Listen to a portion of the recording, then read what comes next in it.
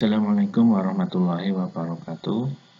Mahasiswa kelas kuantitatif yang berbahagia, pada kesempatan kali ini kita akan mempelajari tentang analisis data dalam penelitian kuantitatif dengan desain penelitian, pretest, posttest, kontrol, grup desain.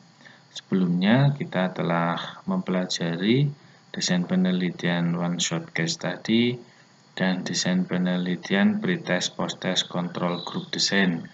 Nah, yang ketiga ini adalah desain penelitian yang cukup komplit ya, karena di sini kita melibatkan dua kelas dalam kegiatan penelitian, yaitu kelas eksperimen dan kelas kontrol. Jika di desain penelitian yang sebelumnya itu hanya melibatkan satu kelas saja, kelas eksperimen saja. Nah, sedangkan di sini adalah kelas kontrol, jadi ada pembandingnya. Nah, ini adalah salah satu desain penelitian yang cukup komplit, tetapi hasilnya paling bagus, paling menarik. Silahkan kalau saudara ketika skripsi besok akan menggunakan desain penelitian ini. Ya, memang ini sangat direkomendasikan. Silahkan juga saudara bisa cek di buku metodologi penelitian. Ada juga desain penelitian yang seperti ini. Jadi bagaimana penelitian ini dilakukan? Ya, saudara harus menyiapkan dua kelas, yaitu kelas eksperimen dan kelas kontrol.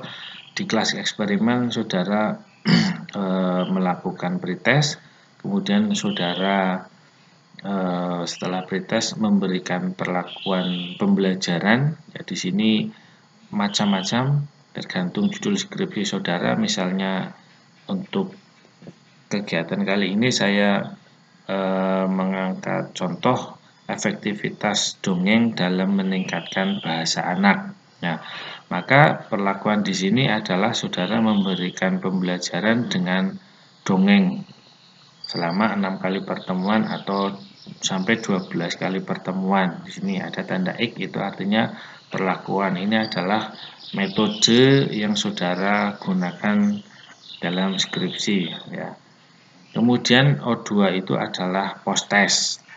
Setelah diberi perlakuan dengan dongeng beberapa kali pertemuan, diukur posttestnya.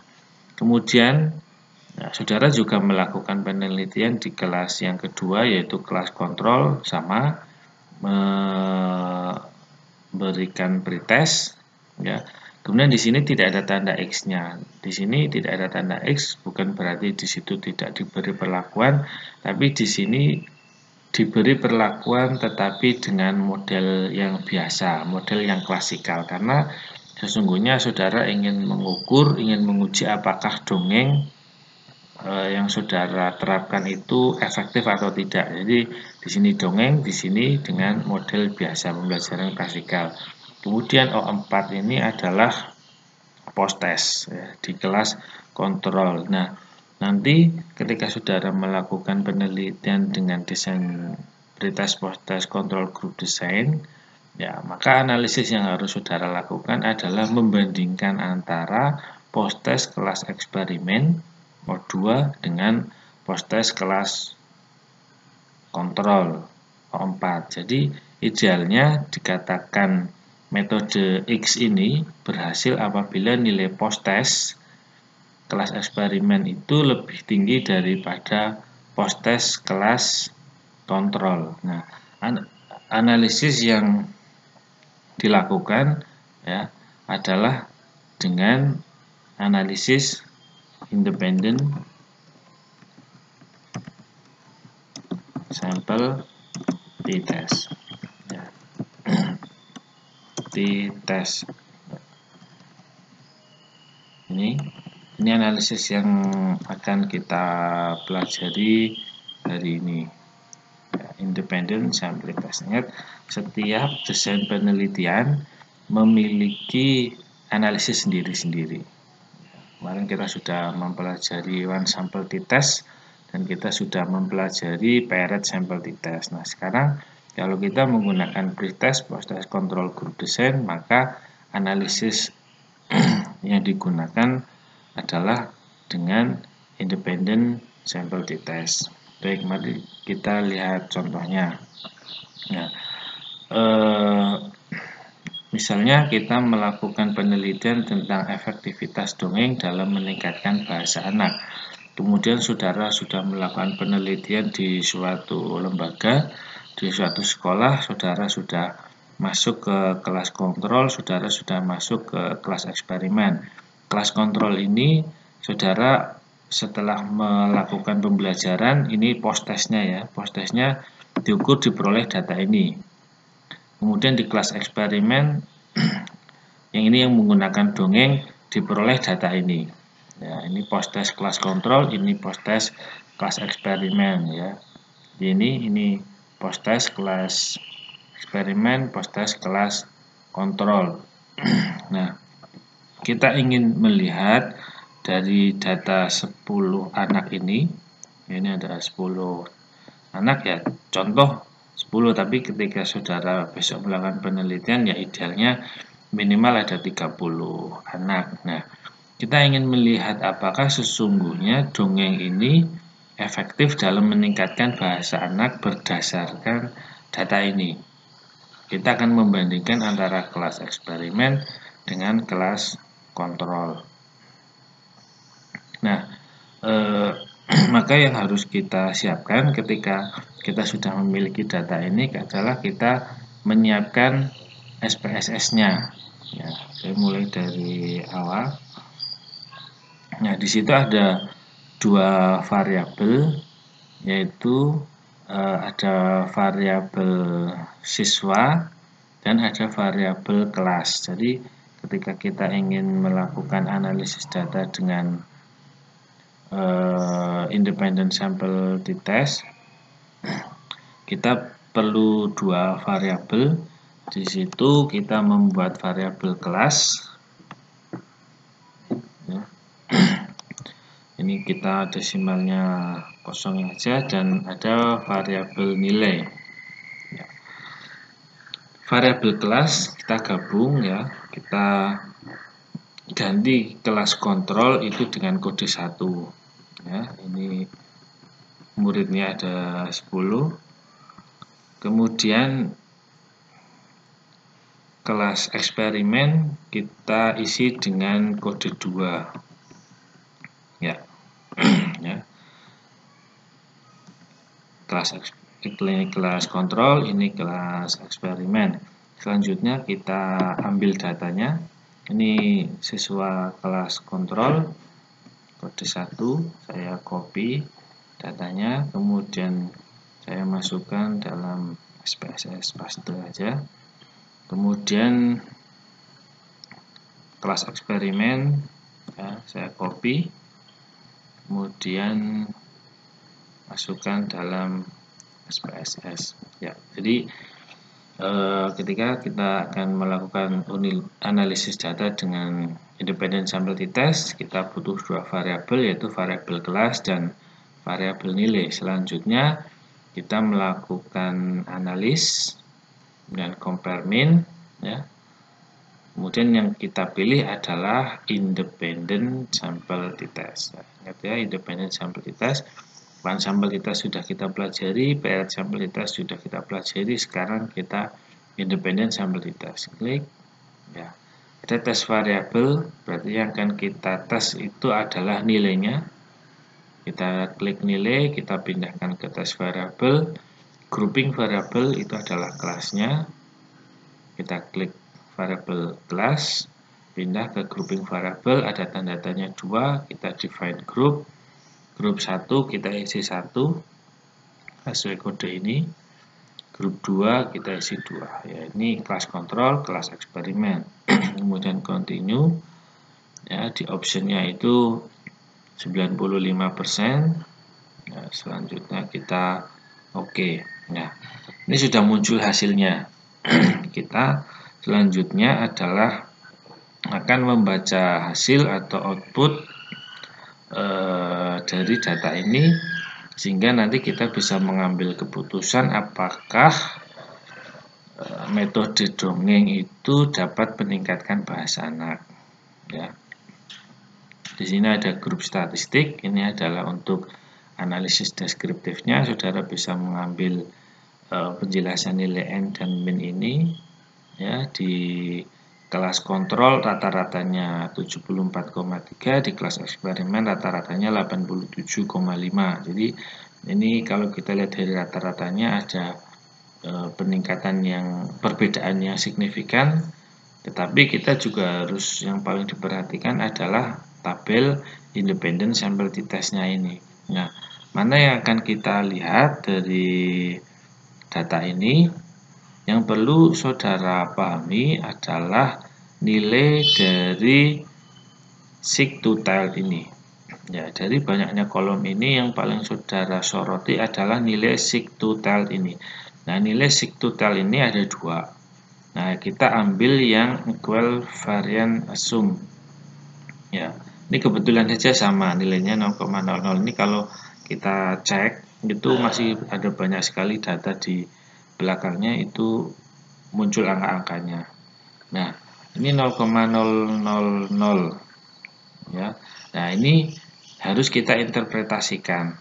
Ya, jika kita ingin menginterpretasikan dengan nilai 0,05, maka kita menggunakan data ini. Tapi ketika kita ingin menginterpretasikan dengan t-tabel, maka kita menggunakan t-hitung ini.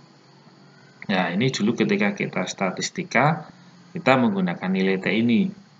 Nah, sekarang kita lebih fokus kepada nilai sig-to-tail. Maka kita akan coba menginterpretasikan dari data ini ya. Maka langkah yang harus saudara kerjakan adalah kita menuliskan permasalahannya dulu.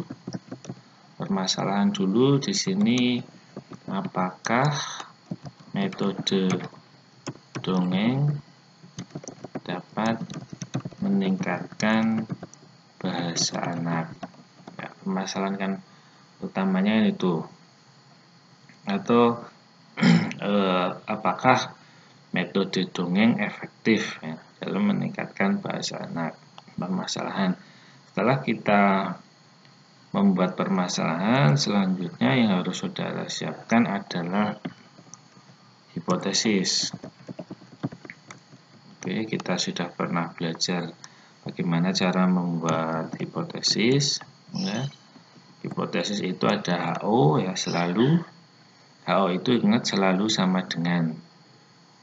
Nah, kalau sama dengan berarti tidak ada perbedaan antara kelas eksperimen dan kelas kontrol. Ya, di sini berarti eksperimen sama dengan kontrol. Ya. Atau dengan kata lain, kalau tidak ada perbedaan, HO itu berarti bisa dikatakan dongeng tidak efektif dalam meningkatkan bahasa anak. Ya, nah, kemudian kita juga buat HA. HA berarti yang pertama lawannya ini ada perbedaan, berarti di sini ada perbedaan. Ada perbedaan antara kelas eksperimen dan kelas kontrol. Berarti kalau ada perbedaan itu berarti tidak sama dengan, berarti eksperimen tidak sama dengan kontrol. Eksperimen tidak sama dengan kontrol. Ya. Atau HA-nya untuk lawannya ini adalah dongeng efektif dalam meningkatkan bahasa anak. Ya, silakan dipahami ya. Sambil dipahami cara pembuatan hipotesis. Selanjutnya setelah kita membuat hipotesis, yang harus kita siapkan adalah kriteria atau dasar pengambilan keputusan. Dasar pengambilan keputusan. Saya upload biar lebih jelas. Dasar pengambilan keputusan sama seperti yang lalu-lalu, tolak HO jika nilai sigtotal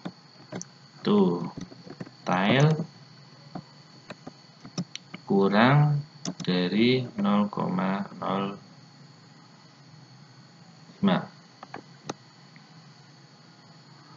ya, atau tolak HO jika nilai T tabel di luar T hitung ya, T hitung di luar T tabel ya. Ini jika kita ingin menggunakan tabel ya, tapi ini kita sudah pelajari dalam statistika. Nah, dasarnya adalah ini, dasar pengambilan keputusannya adalah ini. Tolak HO jika nilai sigtotal kurang dari 0,05.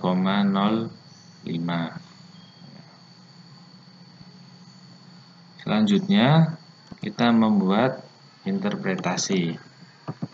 Interpretasi atau kita menarik sebuah kesimpulan.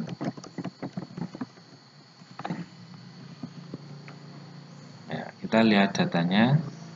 Di sini sudah diperoleh nilai sigtotalnya 0,000. Maka kita bisa mengambil kesimpulan karena nilai sigtotal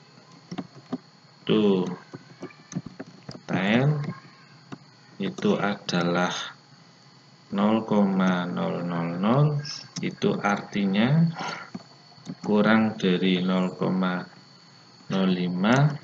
maka HO ditolak. Kalau HO ditolak artinya terima HA, yaitu terima HA yaitu kita boleh cek lagi, terima HA berarti ini yang digunakan. Ada perbedaan antara kelas eksperimen dan kelas kontrol, yaitu ada perbedaan antara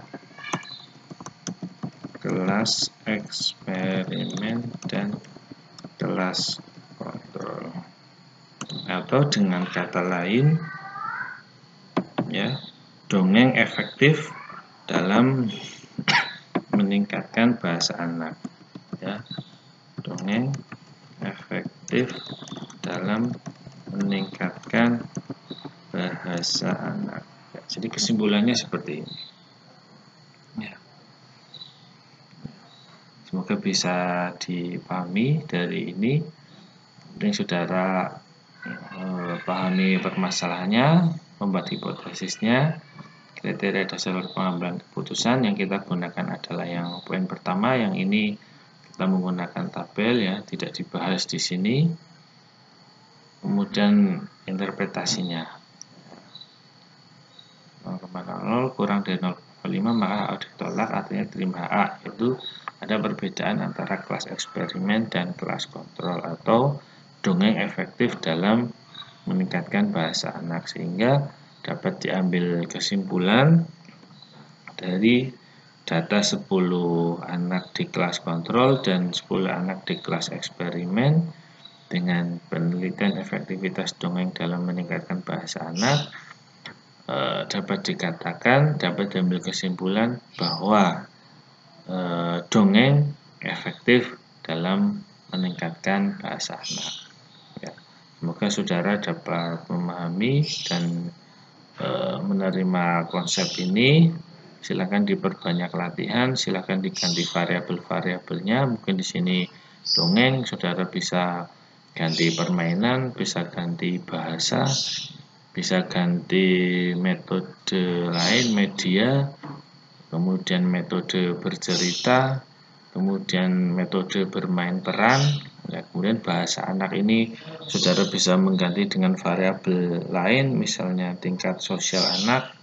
Ya, contoh lain misalnya efektivitas bermain peran dalam meningkatkan kemampuan sosial emosi anak, atau yang lain. Silakan saudara, saya rasa lebih paham. Begitu yang dapat saya sampaikan. Terima kasih atas segala kekurangan. Mohon maaf, saya akhiri. Assalamualaikum warahmatullahi wabarakatuh.